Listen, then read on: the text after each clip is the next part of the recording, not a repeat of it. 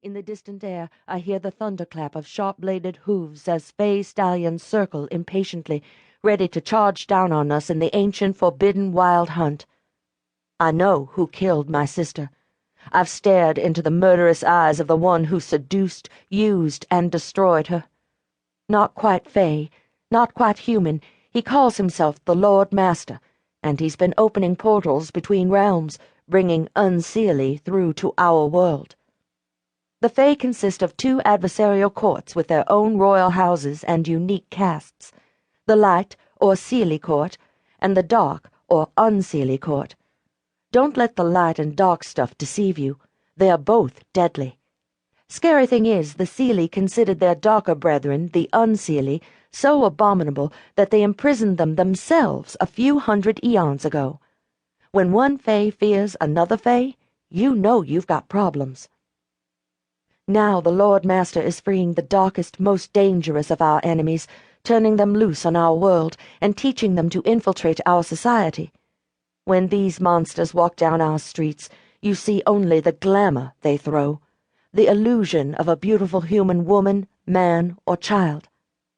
I see what they really are. I have no doubt I would have ended up every bit as dead as my sister shortly after I arrived in Dublin, if I'd not stumbled into a bookstore owned by the enigmatic Jericho Barrons. I have no idea who or what he is, or what he's after, but he knows more about what I am and what's going on out there than anyone else I've met, and I need that knowledge.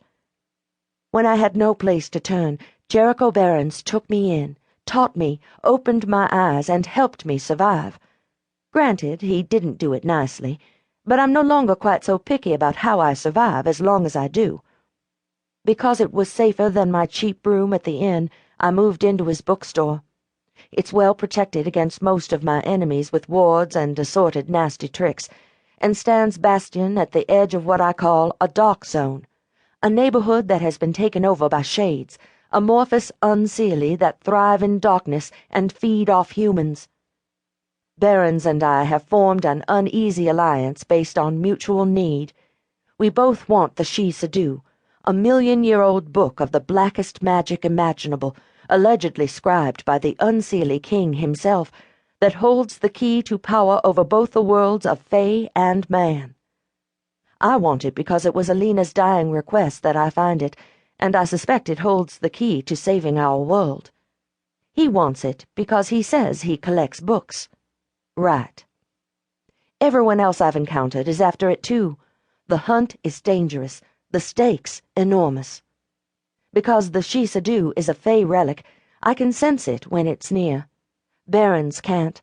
But he knows where to look for it, and I don't. So now we're partners in crime, who don't trust each other one bit. Nothing in my sheltered, pampered life prepared me for the past few weeks. Gone is my long blonde hair, chopped short for the sake of anonymity and dyed dark. Gone are my pretty pastel outfits, replaced by drab colors that don't show blood.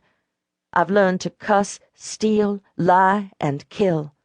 I've been assaulted by a death-by-sex Fae and made to strip, not once but twice, in public. I discovered that I was adopted. I nearly died. With Barrons at my side, I've robbed a mobster and his henchmen and led them to their deaths.